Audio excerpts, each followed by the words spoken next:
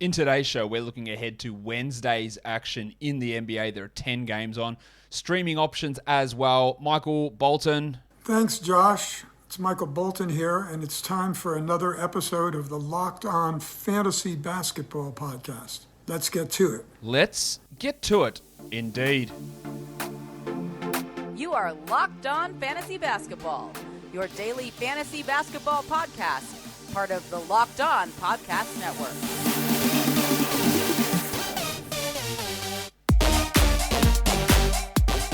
Hello and welcome to the Locked On Fantasy Basketball Podcast, brought to you by Basketball Monster. My name is Josh Lloyd and I am the lead fantasy analyst at basketballmonster.com and at Yahoo Sports Australia. And you can find me on Twitter, as always, at redrock_bball and on Instagram at Locked On Fantasy Basketball. Thank you for making the Locked On Fantasy Basketball Podcast your first listen every day. We are free and available on all platforms. Also, whatever your favorite team is, we've almost definitely got a Locked On podcast to help cover that team for you.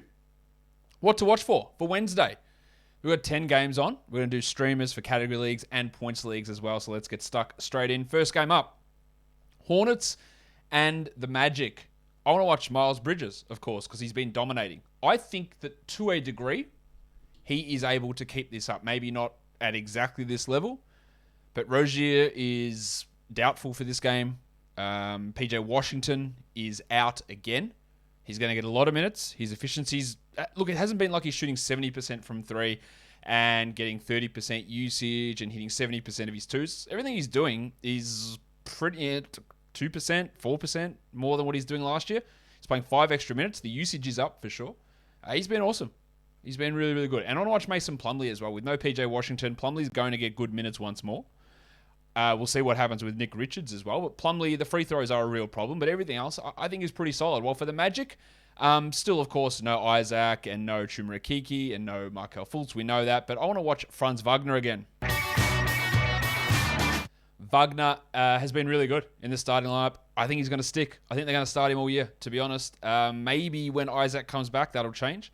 But Wagner's going to have a big role. And then Cole Anthony. 2 big games in a row. One with some poor shooting, but 2 big games, especially big rebounding games.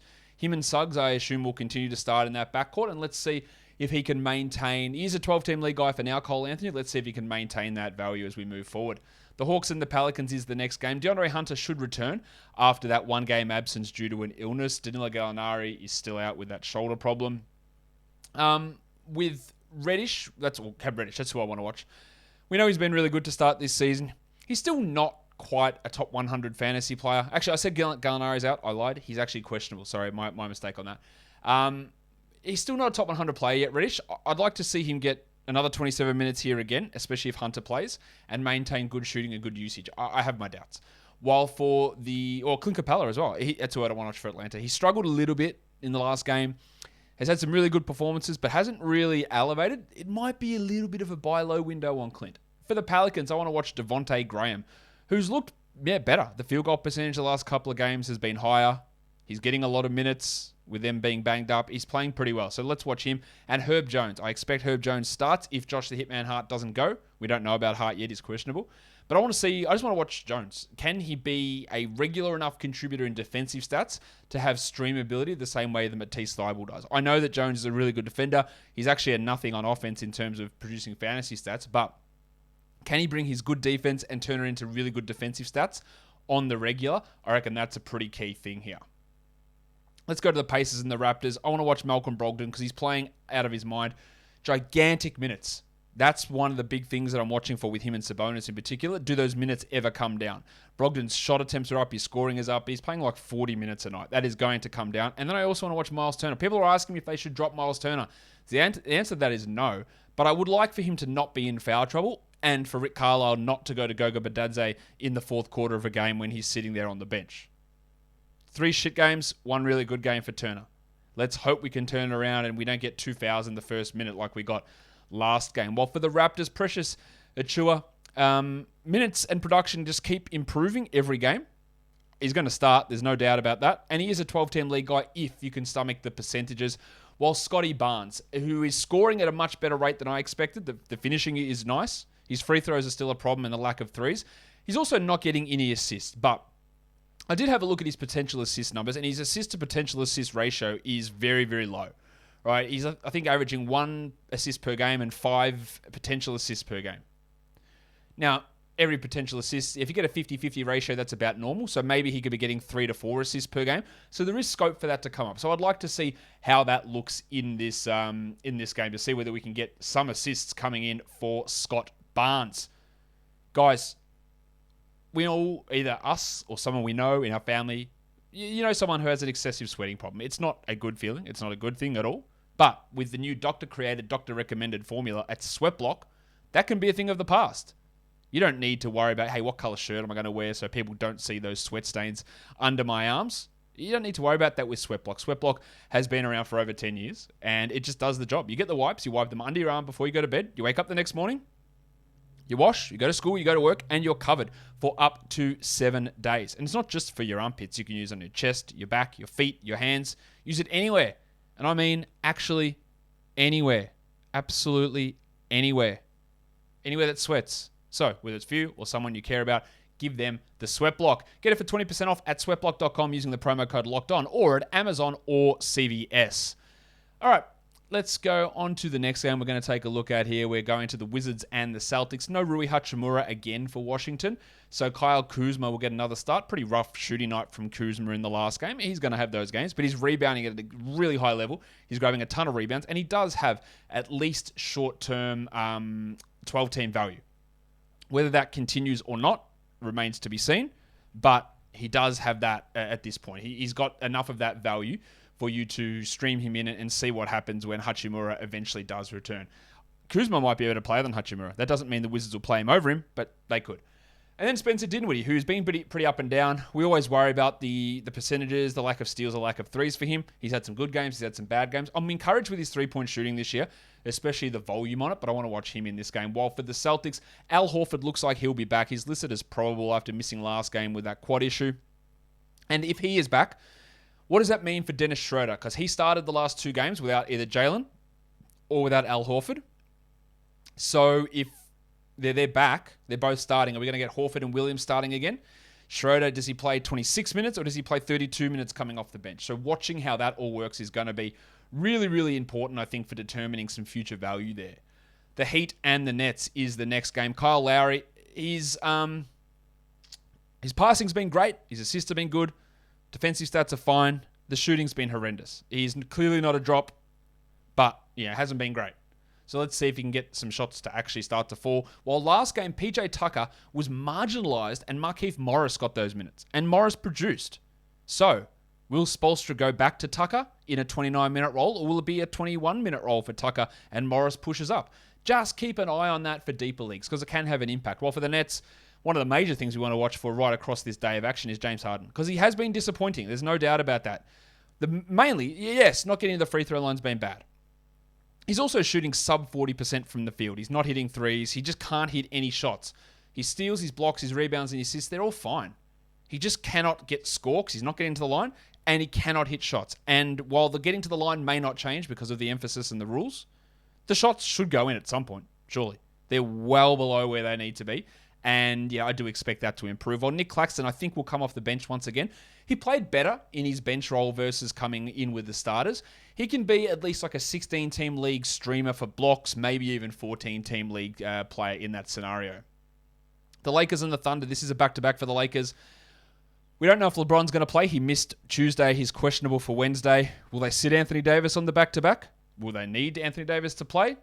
They probably will. So let's see what Davis can produce. While Carmelo Anthony, he is probably no more than a points and threes streamer, but if LeBron's out, maybe there is some value in Melo. For the Thunder, Darius Bazley, he's starting. He's continuing to start, but does that mean anything? No, in general not. He's an interesting points league streamer type, but can he get anything happening? I just want to watch him to see if there is any hope for him to be a solid NBA starter, and I don't think there is. And I always want to watch Josh Giddey, who I think we're starting to see he is an NBA caliber player. He is an NBA caliber starter. It is going to be rough in terms of shooting percentages, but I'm liking what I'm seeing. And I also want to watch the second game of Jeremiah Robinson-Earl. Does he start again?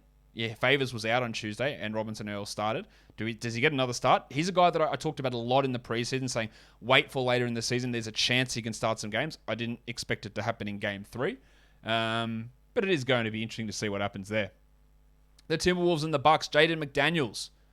Good blocks and steals guy. Absolutely no usage whatsoever. Does all of the talk of Timberwolves practice and being selfish and all this sort of shit mean he gets more shots? I wouldn't be giving him more shots, to be honest. Towns and Russell and Edwards are the guys you want taking those shots, and Beasley. But let's see if that changes anything for McDaniels' value. And then on to Beasley, who did play 29 minutes last game, the most he's played all season. It was still terrible. He had 5 points in that game. I don't believe that he's a must-hold player, but he is a streamable option. While we look at the Bucks, we know that there is the chance that Bobby Portis is returning, but Drew Holiday and Brook Lopez are both out. Portis and Ogilvy are both listed as probable. What does that mean for Pat Connaughton, who's producing value with everyone out? Right, so he's got some stream value, but can he do anything solid when players return? And even Portis returning has an impact on him. And then Jordan Nwora as well. I would have hoped that Nwora could play a little bit more with Holiday out. He's sort of been stuck in the low 20s of minutes, which is fine for streaming for those 14 to 16 team leagues. And he's doing okay under that sort of situation. The Kings and the Suns, they're giving a lot of minutes to Davion Mitchell.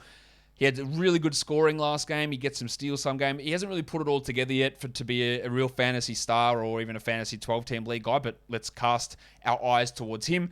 More importantly, his minutes versus Buddy Hield as well. That's really key. And then Mo Harkless. I assume Mo Harkless will start. Is he a 20-minute starter? Does it push any higher? Has it any value in that in deeper leagues? I'm not sure. And then for the Suns, DeAndre Ayton, can we see some aggression from him? Can we see him do anything? Like we thought maybe there's improvement from last year. It's been worse than last year. # contract year. So let's see how his production goes. Can we see an improvement? And then with Cameron Payne out, Alfred Payton is the backup point guard. He put up good numbers in the blowout last time. So deeper leagues, you want to have a look at Payton as at least a stream option because there will be potentially some more minutes available for him. There's also more delicious Built Bars at Built Bar. They're the best tasting protein bar ever. Whatever your favorite flavor, orange, strawberry, raspberry, mint brownie, cookies and cream, coconut, Built Bar has you covered. Also healthy. 17 to 18 grams of protein, 130 to 180 calories, 4 to 5 grams of sugar, and 4 to 5 grams of net carbs. Built Bars are the best tasting and very healthy protein bars, and you can get them now for 15% off. Head to built.com, use the promo code LOCKED15, and you can save 15% off your Built Bars. Built Bars are the best tasting protein bar ever. Okay. Let's go on to the next game of the day. The Grizzlies and the Trailblazers. I'm always wanting to watch the wave pool D'Anthony Melton, who has had a red-hot start to the season, and people are starting to realize what I've seen in him for the last couple of years and how he can be just an impact player. I believe he's a must-roster player in fantasy right across the board. Whether that changes when Dylan Brooks comes back, I'm not 100% sure. But for now, let's watch what he can do. And then Ja Morant, who's killing it as a top 10 guy. His percentages are absolutely through the roof. He's hitting tons of threes, tons of twos. His steal rate is up as well. Can those things continue? That's a really key focus for me here. While for the Blazers, I want to see Damian Lillard. Can a shot go in for him? Is he going to look pained every time he moves on the court with this abdominal issue? Can he turn it around? Will his minutes go up? Will his usage go up? There's so many questions for Lillard. And then Bob Covington, who's been dreadful this season. He's still getting some defensive stats, but he's averaging like 4 points per game. He often does this to begin seasons. I'm not dropping him, but there's going to be a ton of panic around Covington. But just understand that he does this, and he'll have a hot streak where he averages 14 points with 2.5 steals and 1.8 blocks. That's just what he does. The Cavs and the Clippers, Lowry, Markkanen. Well, he's going to start because Isaac Okoro is not likely to play. Okoro is doubtful with a hamstring injury, and that probably helps Colin Sexton as well, who's been seeing his minutes reduced recently. And that's been in large part because they're playing Okoro at the 2 and Markkanen at the 3.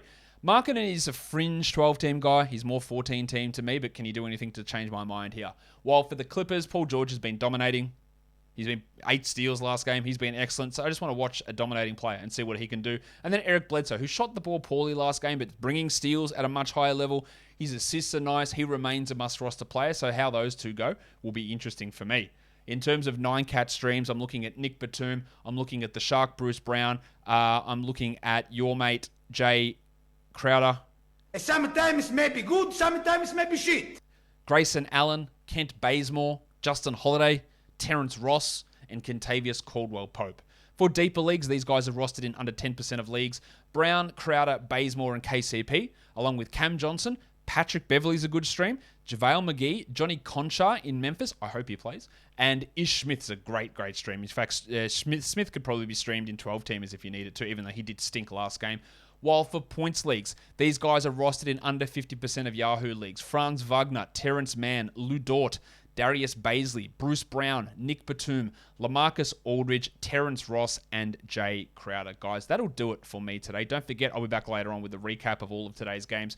But subscribe to this channel. Give it a thumbs up and leave a comment down below. And then also follow me on, where am I going to follow me? Yeah, Odyssey. On the Odyssey app, on Apple Podcasts, on Google Podcasts, and on Spotify. Guys, we are done here. Thank you so much for listening, everyone. See ya.